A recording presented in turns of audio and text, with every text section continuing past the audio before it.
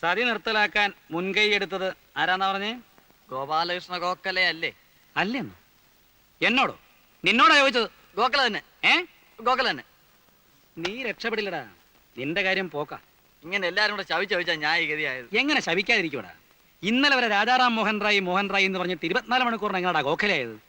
ഇത് നിന്റെ അവസാനത്തെ മാർച്ചാ, നോക്കിക്കോ. ഓ, എന്താ ഒരു കണിയാന്റെ ചുമ? ഏട്ടനോടൊരു കാര്യം ചോദിക്കാൻ സെക്രട്ടറി പറഞ്ഞു. എന്താ? ഞങ്ങളുടെ ട്രൂപ്പിന് ഒരു വണ്ടി സ്വന്തമാക്കിയാ കൊള്ളാമെന്നുണ്ട്. അതിന് ഒരു ലോണ് ശരിപ്പെടുത്തി തരാൻ പറ്റുമോ? എടാ, വർഷത്തിൽ 10 സ്റ്റേജ് പോലും തേക്കാത്ത നിന്റെ ട്രൂപ്പിന് ലോൺ വാങ്ങിച്ചെന്ന് ഞാൻ വെള്ളത്തിലാവണോ അല്ലേ? 10 സ്റ്റേജോ? ഇപ്പൊ തന്നെ ശാന്തി മുഹൂർത്ത് 25 കഴിഞ്ഞു. കളിക്കുന്നിടത്തൊക്കെ നല്ല കൂവലാണെന്ന് കേട്ടു. അത് മറ്റു ട്രൂപ്പുകാർ പറഞ്ഞു പരത്തുന്നതാ. നിന്റെ അഭിനയത്തെ പറ്റി തരക്കേടില്ലാത്ത പുറഭിപ്രായം. അത് ഞാനും കേട്ടു. നീ പോടത്തുണ്ടി. ഒരു സ്റ്റേജിന് നിനക്ക് എന്ത് കിട്ടും? തരക്കേടില്ലാത്ത വിധം കിട്ടും. കൃത്യമായ സംഖ്യ പറ. അത് 150. 150 രൂപയോ? നിനക്കോ? എടാ സത്യം പറ, ഞാൻ പോയി അന്വേഷിക്കും. അന്വേഷിക്കും, എന്നാ 100ഓളം വരും. എടാ ശരിയായ സംഖ്യ പറഞ്ഞു. ശല്യം, മനുഷ്യന് വിശ്വാസമില്ലാത്ത പോലെ. ആക്ക് വളച്ചാ കളയ പറയും.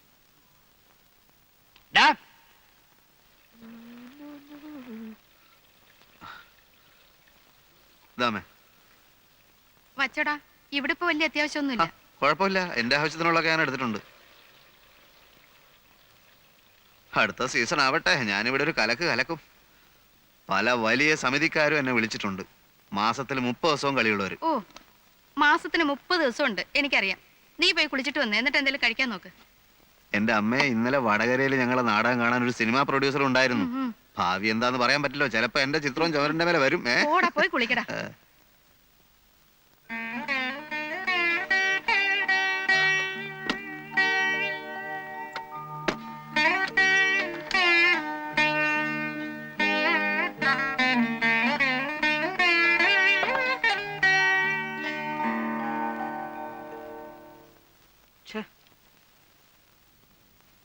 ആ 3 രൂപ എവിടെ പോയെന്ന് എത്ര ആലോചിച്ചിട്ടും അത് ഇതുവരെ വിട്ടില്ലേ? കഷ്ടം. ഞാൻ തരാം 3 രൂപ. അതിന്റെ അല്ല, ആ രൂപ എവിടെ പോയിന്നൊന്ന് അറിയണ്ടേ? എടേ, നിനക്കൊക്കെ ഒരു വിചാരമുണ്ട് ഞാൻ വെറും ഒരു പിശുക്കനാണ്. അല്ല, ആണെങ്കിലേ നീ ഇപ്പൊ ഇടാറുള്ള മാതിരിയുള്ള വേഷവും പൂഷവും ഒന്നും ഇടുകയല്ല. വീട്ടുചെലവിന് വേണ്ടി മാത്രം മാസം 1000 രൂപ ഞാൻ കൊടുക്കുന്നുണ്ട്. അല്ല, നിനക്കിവിടെ എന്തെങ്കിലും കുറവുണ്ടോ? കുറവൊന്നുമില്ല. പിന്നെ ഉണ്ടാണ്ടിരി. പക്ഷേ എന്തോന്ന് പച്ചേ പറ. കല്യാണം കഴിഞ്ഞിട്ട് കൊല്ലം 3 ആയി. മനസ്സിലായി. നീ പറഞ്ഞു വരുന്ന എന്താന്ന് എനിക്ക് മനസ്സിലായി. എടീ, ഒരു കുഞ്ഞുണ്ടാകുക എന്ന് പറഞ്ഞാൽ ഇപ്പൊ പണ്ടത്തെ പോലൊന്നും അല്ല. ഒരുപാട് കാശുള്ള ഏർപ്പാടാ. പ്രസവം തന്നെ പെണ്ണുങ്ങൾക്ക് ഇപ്പൊ ഒരുമാതിരി ഫാഷനാ. ആവശ്യമുണ്ടെങ്കിലും ഇല്ലെങ്കിലും മാസാമാസം ഡോക്ടറെ പോയി കാണുക, അവർ പറയുന്ന വില കൂടിയ മരുന്നുകൾ വാങ്ങിച്ച് കഴിക്കുക, പ്രസവത്തിന് 1 മാസം മുമ്പേ നഴ്സിംഗ് ഹോമിൽ അഡ്മിറ്റ് ചെയ്യുക. ആദ്യം എന്റെ പ്രൊമോഷനൊക്കെ ഒന്ന് ശരിയാവട്ടെ, അത് കഴിഞ്ഞിട്ട് മതിയടി നമുക്കിതല്ല. പ്രൊമോഷൻ കിട്ടുമ്പോഴേക്കും നമ്മൾ മൂത്തുവരയ്ക്കും. എന്തിന്? അടുത്ത കൊല്ലം ഞാൻ ഓഫീസറാ, പിന്നുടനെ മാനേജർ. ഒരു ബാങ്ക് മാനേജർ എന്ന് വെച്ചാൽ ആരാ? ദേവേന്ദ്രനായിരിക്കും. ഏതാണ്ട് അതുപോലൊക്കെ തന്നെയാ. ഈ ഉണ്ണേട്ടിനെ കൊണ്ട് തോറ്റു.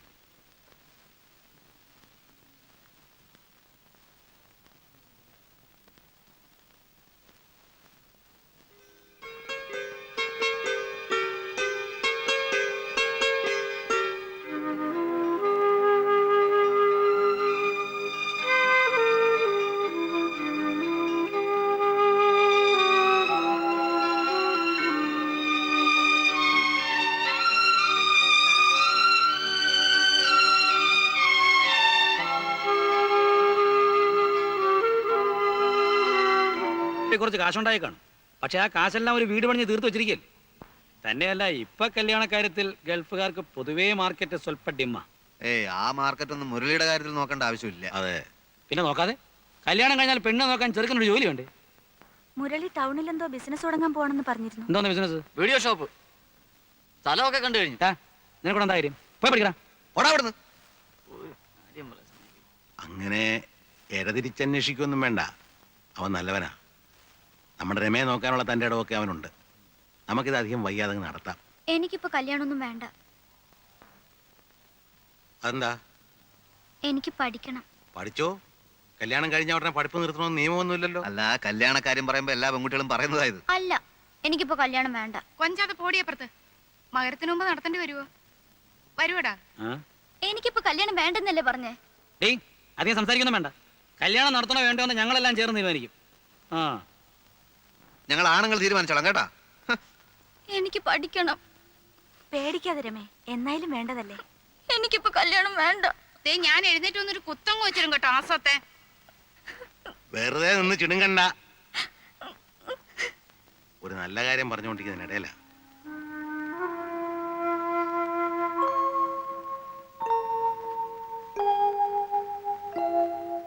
ഏയ്, ഇത്രയ്ക്ക് പിണങ്ങാൻ എന്തുണ്ടായി? കല്യാണം വേണ്ടെങ്കിൽ വേണ്ട, അത്രയല്ലേ ഉള്ളൂ. പിന്നെന്തിനാ നിർബന്ധിക്കുന്നേ? അതവർക്ക് നിന്നോട് സ്നേഹമുള്ളണ്ടല്ലേ. അത്രയ്ക്ക് സ്നേഹമൊന്നും വേണ്ട.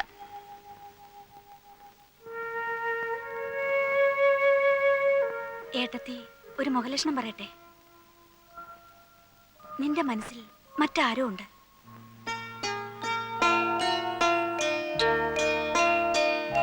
പറ, ആരാ നിന്റെ മനസ്സിൽ?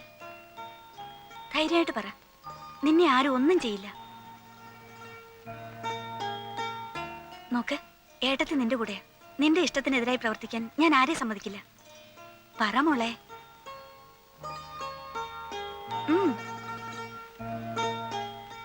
എന്റെ കോളേജില് മലയാളം പഠിപ്പിക്കുന്ന സാറിന് എന്നെ ഇഷ്ടാ. എന്താ അയാളുടെ പേര്? ശിവൻ.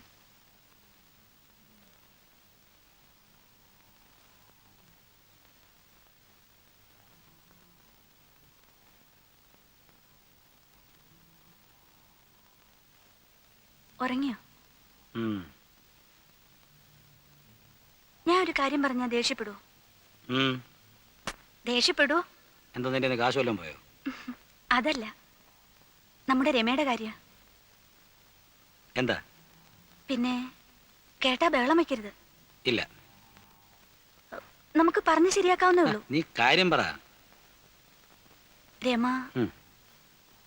അവളുടെ മലയാള ലെക്ചറുമായി ഉം. സ്നേഹത്തിലാണെന്ന്.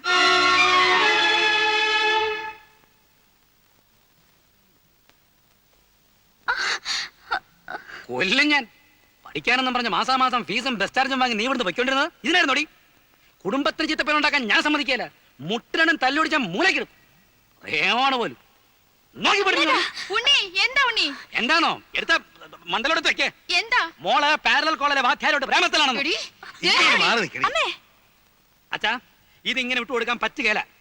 ഒറ്റ മോളാന്ന് കരുതി നിങ്ങൾ രണ്ടുപേരും ലാടിച്ച് ലാടിച്ച് അവളിങ്ങനെ ചീത്തയത്. ഒന്ന് മാറിക്കേ. ഇനി ഞാൻ ചോദിക്കാം. ഞാനും ഇവളുടെ ഒരു സഹോദരനാണല്ലോ. എടി, അവൻ ആരാണ്? അവന്റെ പേരെന്താണ്? നാടെവിടെയാ? ഇത് തുടങ്ങിയിട്ട് എത്ര നാളായി? ശ്ശോ, ഇങ്ങനെ ബഹളം വെച്ചാൽ എങ്ങനെയാ? അയൽവക്കാരെ കൂടെ അറിയിക്കണം. അറിയില്ലടി, ചോദിക്കാനും പറയാനും ഇവിടെ ആണുങ്ങളുണ്ടോ നാലാൾ അറിയട്ടെ. ഇവളുടെ തോന്നിയ ഇരിക്കൂ.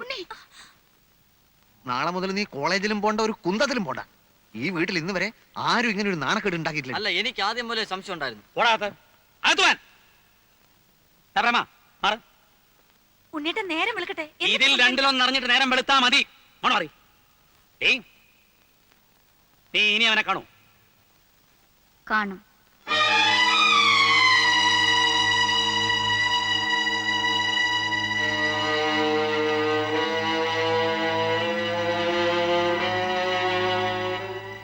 ഞങ്ങൾ തമ്മിൽ അടുപ്പാണ്.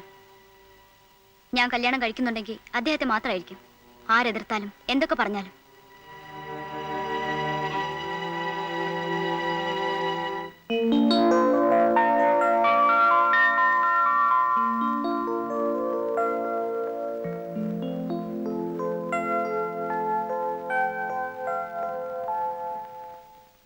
മിസ്റ്റർ ശിവൻ. മിസ്റ്റർ ശിവൻ ആരാണ്? എന്താ? സ്വല്പം പേഴ്സണലാണ്. ഒരു മിനിറ്റ് മാഷേ.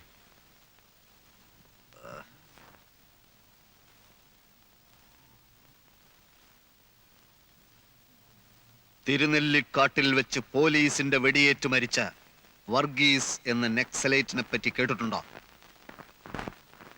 എനിക്ക് മനസ്സിലായില്ല. അദ്ദേഹം എന്റെ സുഹൃത്തായിരുന്നു. തൽക്കാലത്തെ ചില പ്രശ്നങ്ങൾ കാരണം ഞാൻ നാടകത്തിലോട്ട് മാറിയെന്നേ ഉള്ളൂ.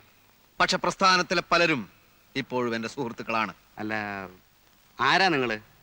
ഇതൊക്കെ എന്നോട് പറയുന്നത് എന്തിനാ? ഒരു കോങ്ങാടും മറ്റൊരു തലശ്ശേരിയും ഇവിടെ ആവർത്തിപ്പിക്കാൻ എനിക്ക് സാധിക്കുമെന്ന് മനസ്സിലാക്കിക്കോളൂ. താൻ പഠിപ്പിക്കുന്ന പെമ്പിള്ളേരെ പിഴപ്പിക്കാൻ നടക്കുകയാണ് അല്ലേ? നിങ്ങൾക്ക് ആള് മാറിയെന്ന് തോന്നുന്നു. ഇല്ല, ഇനി ഇത് തുടർന്നാൽ തന്റെ ആൾ രൂപം ഞങ്ങൾ മാറ്റും. രമ ഞങ്ങളുടെ ഒറ്റപ്പെങ്ങളാണ്.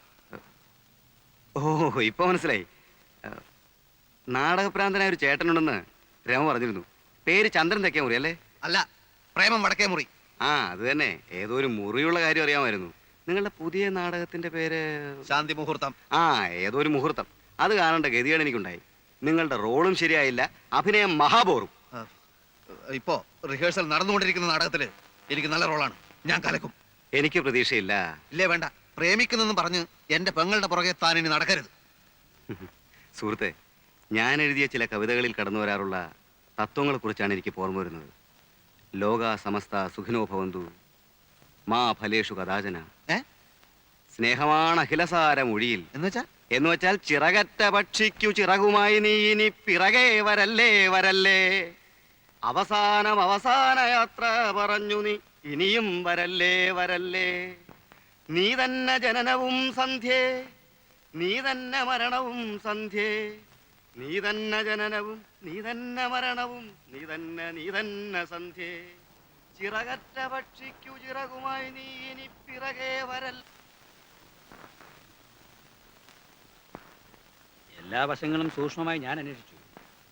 ഏക്കർ കണക്കിന് ഭൂമി, ഉഗ്രം വീട്. അധികം ആലോചിക്കാനൊന്നുമില്ല അച്ഛാ, നമുക്കിതങ്ങ് ഉറപ്പിക്കാം. നല്ലതുപോലെ സാഹിത്യവാസനയും ഉണ്ട്. ഈ കല്യാണം നടന്നാലും ഇല്ലെങ്കിലും അഭിനയവേദിയുടെ അടുത്ത നാടകത്തിന് പാട്ടെഴുതുന്നത് ശിവനായിരിക്കും. ചുമ്മാരടാ. അപ്പൊ ഞാൻ മുരളിക്ക് കൊടുത്ത വാക്ക് തെറ്റിക്കുന്നതിൽ ആർക്കും ഒരു വിഷമവും. എന്ന് വെച്ചാൽ പെണ്ണിന് ഇഷ്ടമുണ്ടേ അച്ഛാ. ഒരു സമാധാനം ഉള്ളത് അവള് കണ്ട അലവലാദികളൊന്നും കയറി പ്രേമിച്ചില്ലല്ലോ എന്ന്. അല്ല, അങ്ങനെ ഉണ്ടാകുകയില്ല. ഒന്നുമില്ലേലും അവൾ എന്റെ പെങ്ങളല്ലേ.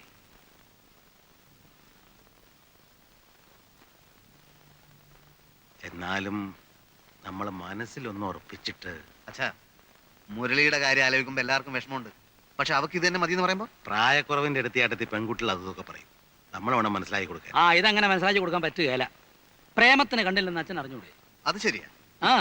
ചുവരെടുത്ത്, ഒളിച്ചോട്ടം, ആത്മഹത്യ, എതിർക്കാൻ പോയ ഇതൊക്കെ ആയിരിക്കും ഫലം. അതുകൊണ്ട് നമുക്കിത് എതിർക്കണ്ട അച്ഛാ. നീ എന്താ ഒന്നും മിണ്ടാതിരിക്കുന്നേ? എനിക്കൊന്നും അറിഞ്ഞൂടാ. നിങ്ങളൊക്കെ എന്ത് തീരുമാനിക്കുന്നോ അതെനിക്കും സമ്മതാ.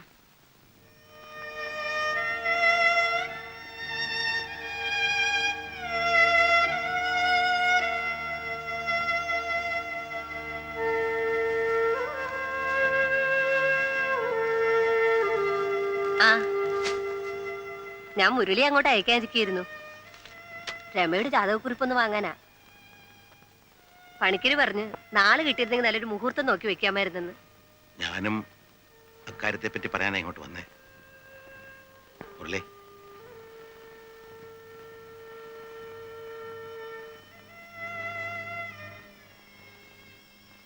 മക്കള് വളരുമ്പോ അച്ഛനമ്മമാർക്ക് ഒരുപാട് പ്രതീക്ഷകളുണ്ടാവും. അവരതിന് വില കൽപ്പിക്കാണ്ടാവുമ്പോ മനസ്സ് വിഷമിക്കും. അങ്ങനെ ഒരു അവസ്ഥയിലാണിപ്പോൾ ഞാൻ. പെൺകുട്ടിയായിട്ട് എനിക്ക് രമ മാത്രമേ ഉള്ളൂ. അതുകൊണ്ട് അവളെ ഞാൻ കുറച്ചധികം ലാളിച്ചു. സ്വന്തമായ ഒരു തീരുമാനം എടുക്കാനുള്ള തൻ്റെ ഇടം അവക്കുണ്ടായത് ഞാൻ മനസ്സിലാക്കിയില്ല. മുരളി ക്ഷമിക്കണം. അവള് ഒരാളെ ഇഷ്ടപ്പെടുന്നുണ്ടത്രേ. ഞാൻ ഊഹിച്ചു. അടിച്ചും ശാസിച്ചും മക്കളുടെ മനസ്സ് മാറ്റിയെടുക്കാൻ എനിക്കറിയില്ല മുരളി. ശങ്കരേട്ടൻ വിഷമിക്കുന്ന എന്തിനാ? സാരമില്ല. അല്ലെങ്കിൽ തന്നെ ഞാനാകെ കൺഫ്യൂഷനിലായിരുന്നു. ചെറുപ്പം മുതലേ ശങ്കരേട്ട, അമ്മണിയെടുത്തി എന്നൊക്കെ വിളിച്ച് ശീലിച്ചിട്ട് ഇങ്ങനൊരു ബന്ധം ആവുകയാണെങ്കിൽ എന്ത് വിളിക്കും എന്നൊക്കെയുള്ള ഒരു പ്രശ്നം. ഏതായാലും അത് ഒഴിവായി കിട്ടിയല്ലോ. പണ്ട് ഇങ്ങനൊരു ബന്ധത്തെക്കുറിച്ച് തമാശയായിട്ട് പറയുമ്പോഴൊക്കെ ഞാൻ കേശവൻകുട്ടിയോട് പറയും, താൻ വാക്കുമാറുമെന്ന്. ഇപ്പോ വാക്കുമാറിയത് ഞാനാ. വിട്ടുകള ശങ്കരേട്ട, അതൊന്നും പ്രശ്നമാക്കണ്ട. പിന്നെ അച്ഛനും ശങ്കരേട്ടനും കൂടി പറഞ്ഞ കാര്യം ഇനിയും വേണമെങ്കിൽ നടത്താം. നിങ്ങളുടെ സ്റ്റാറ്റസിന് കുറവാകുമെന്ന് കരുതിയിട്ടാ. പ്രേമന് ഇഷ്ടമാവുമെങ്കിൽ ഇന്ദുവിന് വിവാഹം കഴിക്കാം. അവൻ ഒരു നാടകക്കാരനല്ലേ, സ്ഥിരമായിട്ടൊരു വരുമാനം ഇല്ലാതെ അതിനെന്താ, ഇനി അതുണ്ടാവില്ലെന്ന് പറയാൻ പറ്റില്ലല്ലോ. പ്രേമനെ മാത്രമല്ല, ശങ്കരേട്ടൻ, ആ കുടുംബം, ബന്ധം, അത്രയും ഞാൻ നോക്കിയുള്ളൂ. പ്രേമന് സമ്മതമാണോ എന്ന് അന്വേഷിക്കൂ. ഇന്ദുവിന് ഇഷ്ടമാകും. അവളെ അധികം ലാളിക്കാതെ വളർത്തിയത്. ഇഷ്ടക്കേടുണ്ടായിട്ടല്ല, പക്ഷെ ഇത്ര പെട്ടെന്നൊരു കല്യാണം. ഇപ്പൊ തന്നെ പോയി കെട്ടണ്ട. ഉറപ്പ് കഴിഞ്ഞ് നിശ്ചയിച്ച് മുഹൂർത്തം കണ്ടുവച്ച്. ഹേ, അതല്ല. സിനിമാക്കാരെപ്പോഴാ വിളിക്കാന്നറിയില്ല. ഞാൻ പെണ്ണ് കെട്ടിയവനാണെന്ന് നാനയിലോ ചലച്ചിത്രത്തിലോ മറ്റോ ന്യൂസ് വന്നാൽ വന്നാല് എന്റെ ഇമേജ് ഇടിയും. സ്ത്രീ ഓഡിയൻസിന്റെ ഇടയ്ക്ക് എന്റെ മാർക്കറ്റ് പൊളിയും. ഡേ ഇവൻ വിഡ്ഢിയാന്ന് ഞാൻ പറയുമ്പോ നീ വിശ്വസിക്കാറില്ലല്ലോ. ഇപ്പൊ എന്ത് തോന്നുന്നു? ഡേ ദൈവകൃപ കൊണ്ട് ഒരു സിനിമാക്കാരനും ഒരു കാലത്തും എന്റെ നിന്നെ വിളിക്കുകയില്ല, അതെനിക്ക് ഉറപ്പാ. ചിലപ്പോ വിളിക്കുമായിരിക്കും. ആ എടാ, സ്ഥിര വരുമാനമില്ലാത്ത നിന്റെ കൂടെ പെണ്ണെ അയക്കുന്നതിന് ആ വീട്ടുകാർക്ക് സ്തുതി കൊല്ലണം. നാടക ലോകത്ത് എനിക്കുള്ള പേര് ചേട്ടൻ അറിയില്ലേലും അവർക്കറിയാം. ഞങ്ങളുടെ വയലേലകളിൽ കിളികൾ പാടുന്നു എന്ന നാടകത്തിന്റെ വീഡിയോ കാസറ്റ് ദുബായിൽ ഇറങ്ങി. അത് അവനും കണ്ടിരിക്കും, ചുമ്മാതൊന്നും അല്ല. ആവശ്യമില്ലാത്ത കാര്യങ്ങൾ പറഞ്ഞപ്പോ സമയം കളയണ്ട. പ്രേമന് ഇന്ദുവിന് ഇഷ്ടമാണോ അല്ലയോ? ആ എടാ, 2 കല്യാണം ഒരുമിച്ച് നടത്തിയ ചെലവ് അത്രയും കുറയും. അതുകൊണ്ടാ. അല്ല, അതല്ല, സിനിമയിലെ ചാൻസ്. വണ്ണാൻ കട്ടി ഒന്ന് പോടാടും. ചേട്ടൻ ചൂടായിട്ട് കാര്യമൊന്നുമില്ല.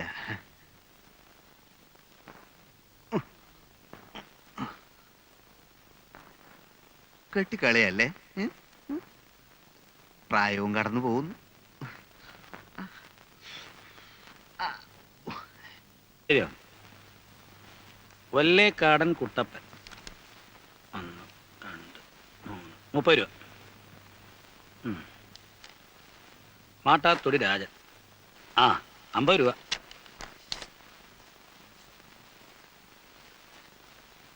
കുന്നുംപുറത്ത് കൃഷ്ണൻകുട്ടി ഉം? കുന്നുംപുറത്ത് കൃഷ്ണൻകുട്ടി 25 രൂപ. കുന്നുംപുറത്തുകാർ 25 രൂപയെ തന്നുള്ളൂ. അവന്റെ പെങ്ങളുടെ കല്യാണത്തിന് നമ്മൾ 25 കൊടുത്തുള്ളൂ. എന്ന് പറഞ്ഞാൽ അവരുടെ കല്യാണത്തിനോട് ഗോവു മാത്രമേ പോയുള്ളൂ. ഇത് കുന്നുംപുറത്ത് 3 പേരെ വന്ന് മിഷ്ടാനം ഉണ്ടേച്ചു പോയത്. കല്യാണ തിരക്കിനിടയ്ക്ക് നീ അത് നോക്കിയോ? നോക്കാതെ പറ്റില്ല അച്ഛാ.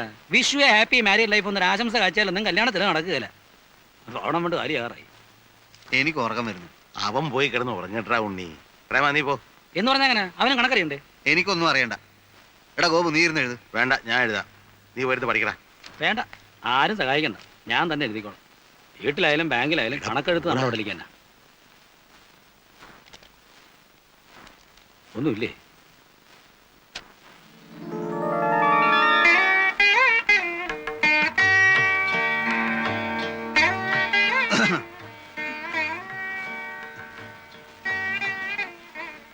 സംഭാവനക്കാരുടെ ലിസ്റ്റ് എടുപ്പായിരുന്നു. പണത്തിന്റെ കണക്ക് തലയിൽ കയറിയ മനുഷ്യന്റെ വിവേകം നശിക്കും. ഉണ്ണിയേട്ടന്റെ കണ്ണില് ലോകം മൊത്തം ഒരു ബാങ്കാ, വേൾഡ് ബാങ്ക്. വല്ല നാടകത്തിലോ മറ്റോ ആയിരുന്നെങ്കിൽ ഇതുപോലൊരു രംഗത്ത് എടോ നിഷ്ഠുര കാപാലിക, ഇന്നെന്റെ ആദ്യ രാത്രിയാണ്, തന്റെ പണക്കണക്ക് പോയി തൊലയട്ടെ എന്നൊരു ഡയലോഗ് കാച്ചാമായിരുന്നു. പഴങ്ങളുടെ തട്ടവിടെ? ആപ്പിളും ഓറഞ്ചും ഒക്കെ അങ്ങനെയാണല്ലോ രീതി. പിന്നെ ഒരു ഗ്ലാസ് പാല്. സിനിമയിലൊക്കെ ആദ്യ രാത്രി തുടങ്ങി കണ്ടിട്ടുള്ളത് ഇതൊക്കെ നല്ലോണം ഭക്ഷിച്ചോണ്ടാ. പാലുണ്ടായിരുന്നു, തണുത്തു തുടങ്ങിയപ്പോ ഞാൻ കുടിച്ചു. ഓ, അപ്പൊ ദൈവത്തിനുള്ളത് പൂജാരി വിഴുങ്ങി. കുഴപ്പമില്ല, തൽക്കാലം ദൈവം ശപിക്കുന്നില്ല. മാത്രമല്ല, വരം വല്ലവും വേണേ ചോദിക്കുകയും ആവാം. ഒടുവിൽ പറഞ്ഞത് കാര്യമായിട്ടാ. ഇഷ്ടാനിഷ്ടങ്ങളൊക്കെ ഇന്ദുവിന് തുറന്നു പറയാം. എന്നാ പറയട്ടെ? തീർച്ചയായും. നാടകത്തിൽ അഭിനയിക്കുന്ന എനിക്ക് ഇഷ്ടമല്ല. ഞാനോ?